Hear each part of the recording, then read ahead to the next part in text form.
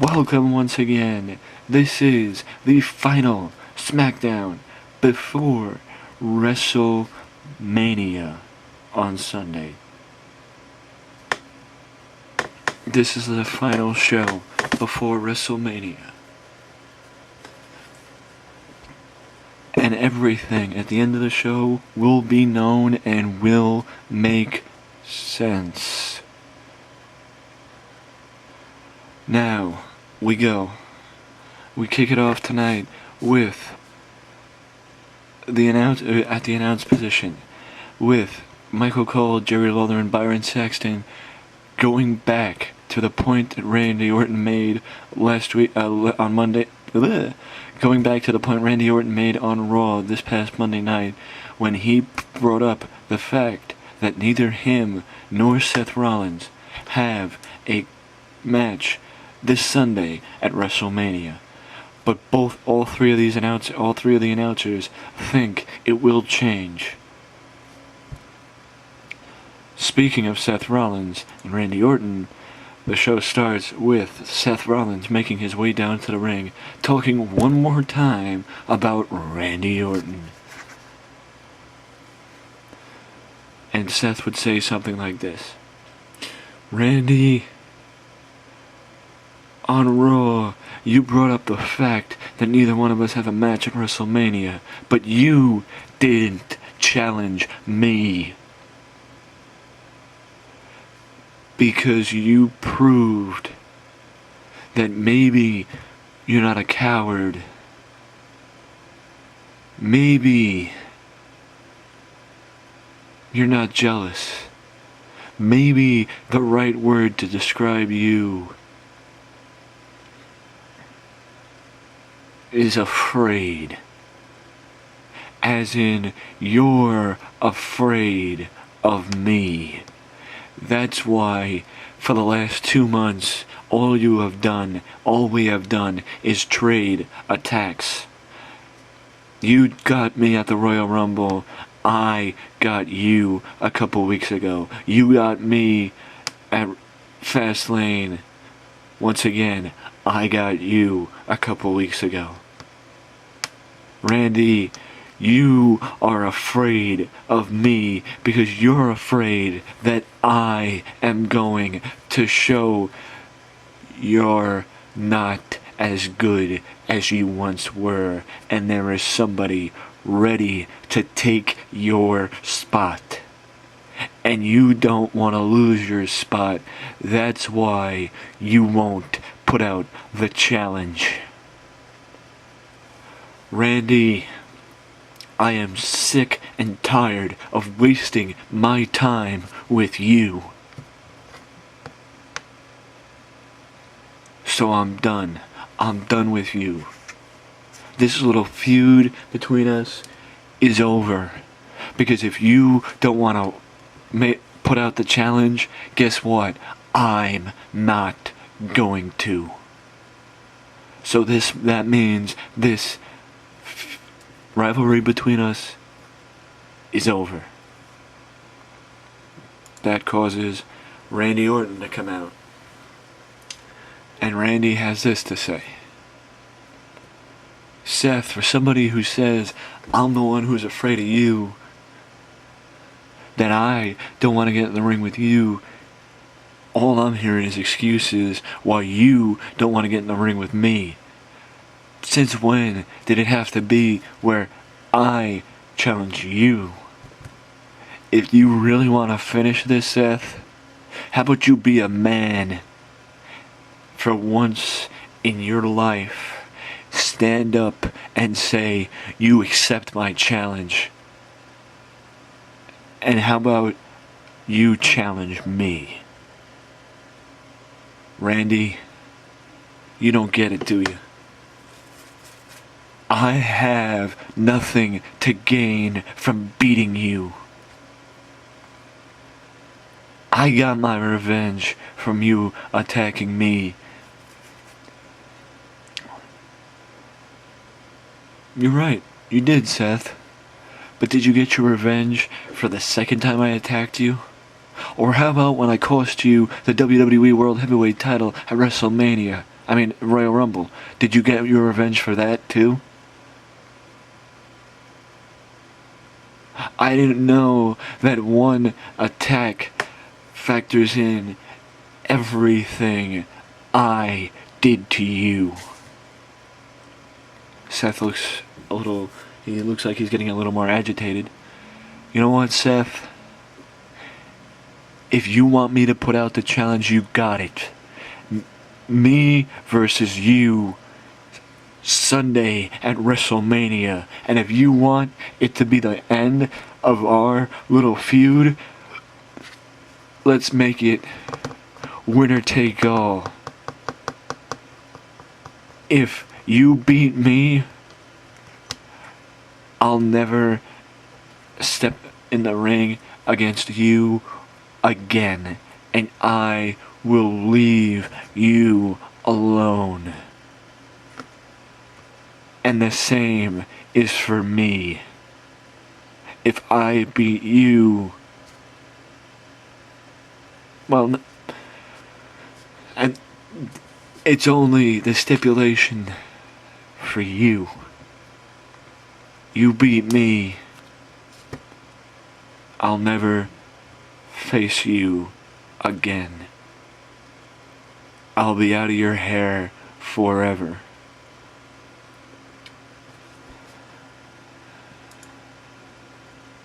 You know what, Randy? As Seth continues in the next segment, you know what, Randy?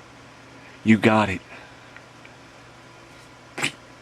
If you want it to be where when I beat you, you're out of my hair forever, you got it.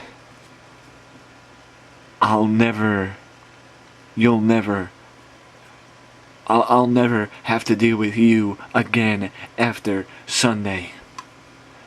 It's a deal.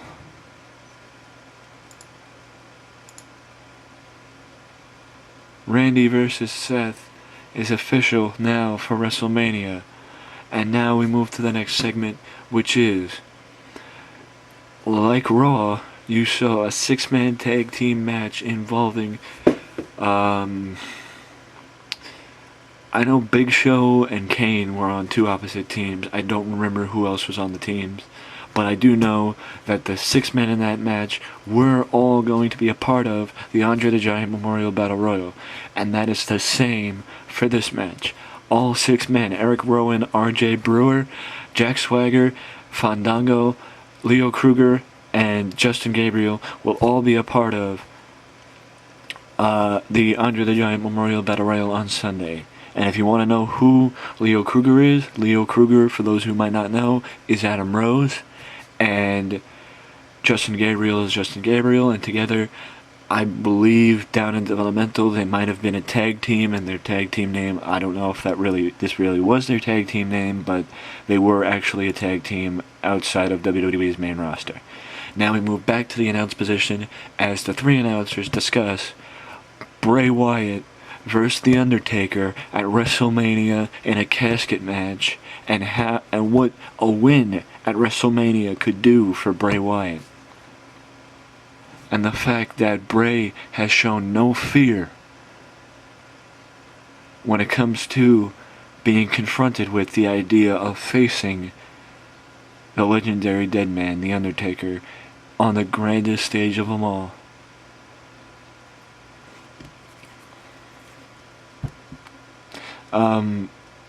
Byron is the only one that picks Bray. The other two, Michael and Jerry, think that Undertaker will come back after losing last year to Brock Lesnar, and Taker will come back with a vengeance.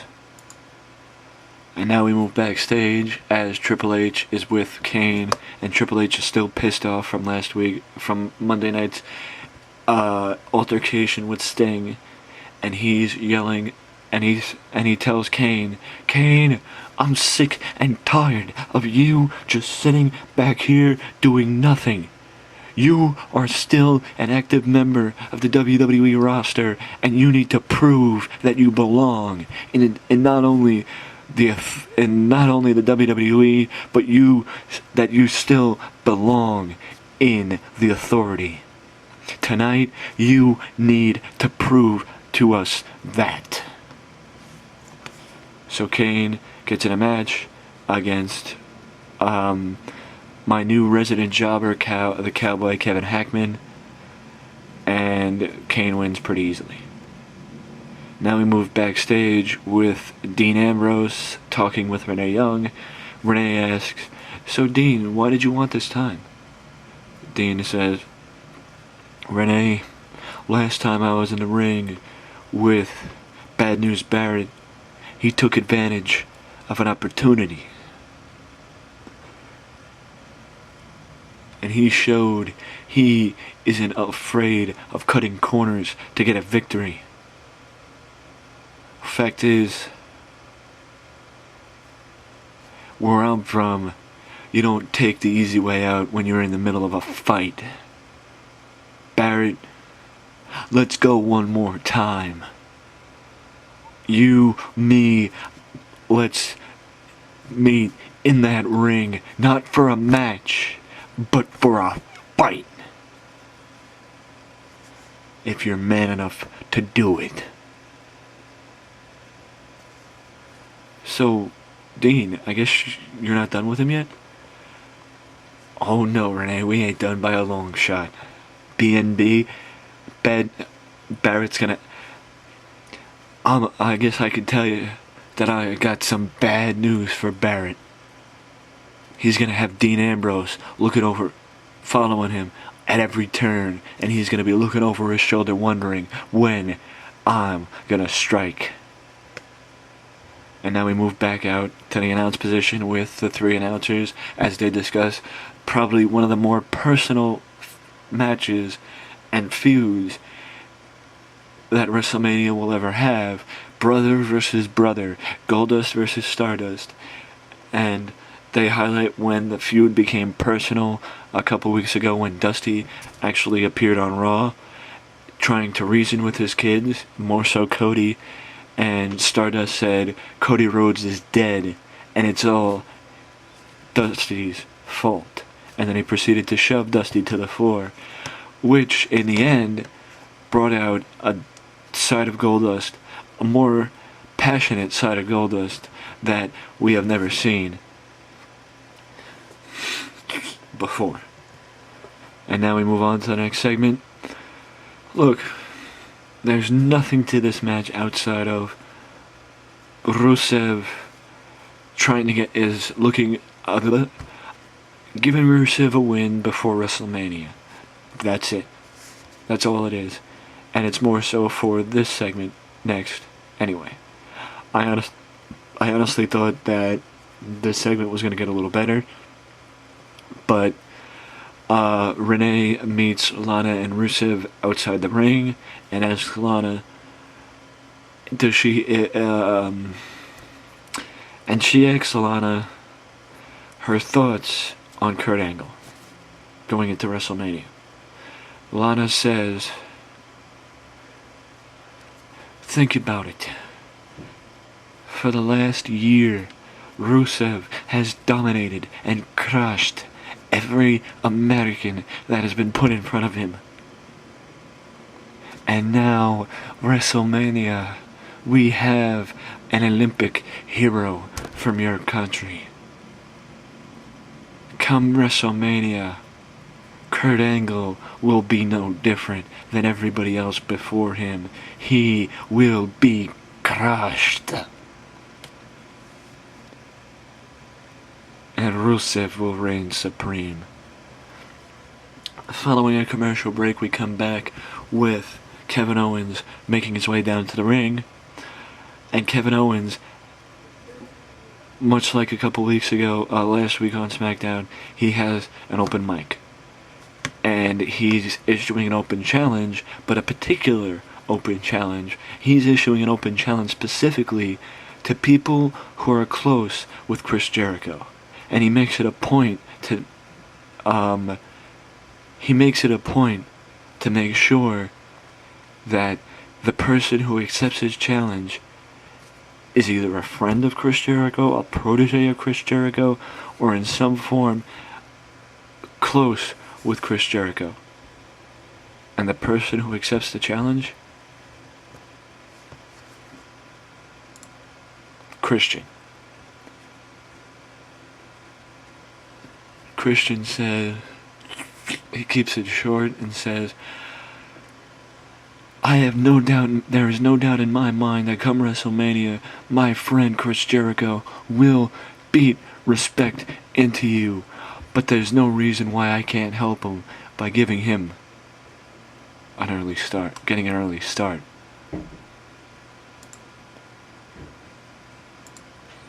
Leads to this match between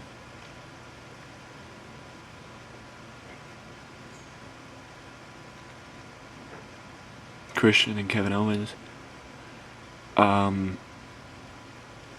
That really fell flat, but really didn't need to be that much. But the match ends when Christian could not continue and the match is stopped due to ref stoppage. But Kevin Owens continues the attack following the match, inflicting more damage on Christian until Christian's friend Chris Jericho runs out to make the save, chases Kevin Owens off and saving Christian from a further beating. Further intensifying the feud between Kevin Owens and Chris Jericho, which proceeded. We go back to the announce position, and the announcers discuss Chris Jericho versus Kevin Owens, and how what Kevin Owens just did to Christian is sending a message to Chris Jericho that he is one not to be trifled with or taken lightly.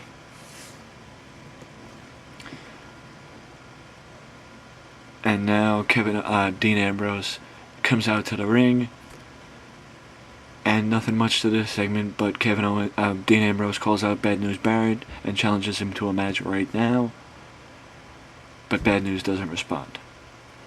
And Dean Ambrose's challenge is left unanswered as we go into a commercial break. And then we come back with this match. Kurt Angle, I thought the match was going to get a little better, but once again, meh. But not every match can be, sucky. Kurt Angle beats CJ Parker. Much like Rusev's match, this match was nothing more than getting Kurt Angle a win before WrestleMania.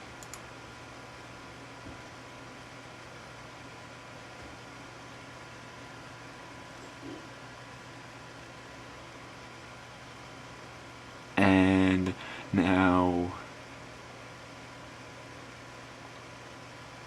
we move to the next segment, which is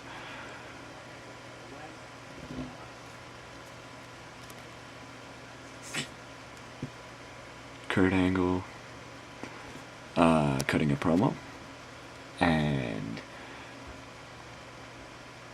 I think, in all honesty, I apologize for the lack of speaking with this segment. I'm just trying to decide if I want to give Kurt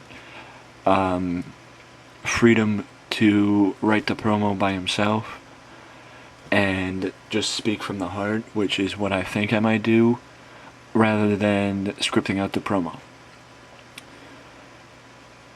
And I would have Kurt finish by saying, at WrestleMania, he will save the United States title and bring it back to where it belongs.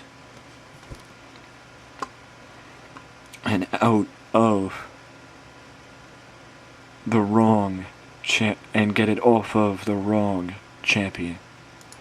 As we move to the next segment, which is the last trip to the announce position, as Cole, Lawler, and Byron talk up Sting, Triple H, WrestleMania. And fact of the matter is, Sting versus Triple H, they put over the fact that the WrestleMania will be Sting's first match inside of a WWE ring. And it will be Triple H's first match in a long time as well, in almost over a year. But either way, this is going to be one of the biggest matches in WrestleMania history, because Sting, a man who you never thought you would see in a WWE ring, is going to be competing in his first match. And not only that, his first match in the WWE will be at the grandest stage of them all, WrestleMania. And now we move to the next segment, which is Dean Ambrose coming down to ringside for color commentary for the next match. And the next match is Bad News Barrett against Daniel Bryan one more time. Not as good as it got the last time, but still really good. I love these two when they wrestle because they always put forth great matches.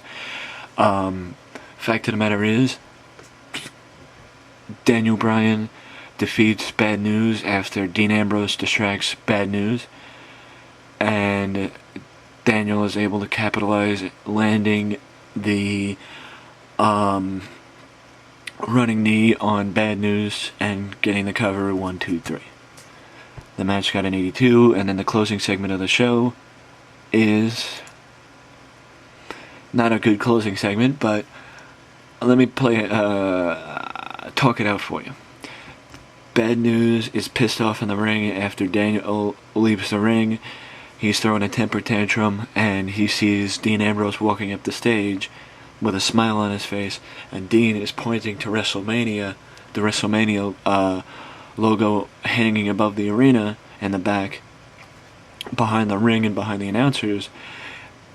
Bad News looks behind him and looks what Dean is pointing to, and he nods and says, You read his lips and you say, "You bet your ass, I'll see you there."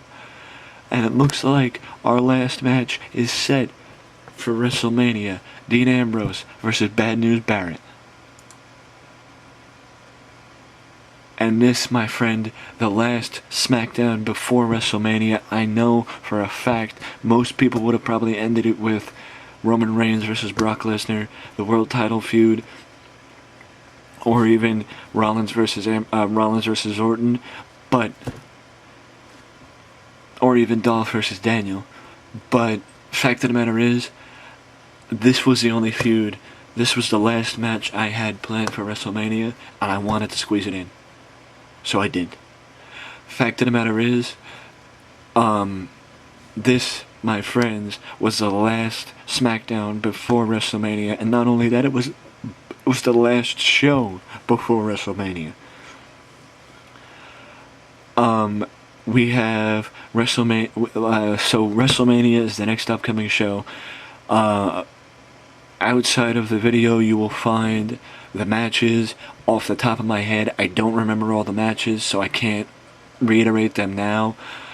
But fact of the matter is, this is the first time I actually succeeded playing this game as WWE, and it couldn't have happened at a better time or in a better situation.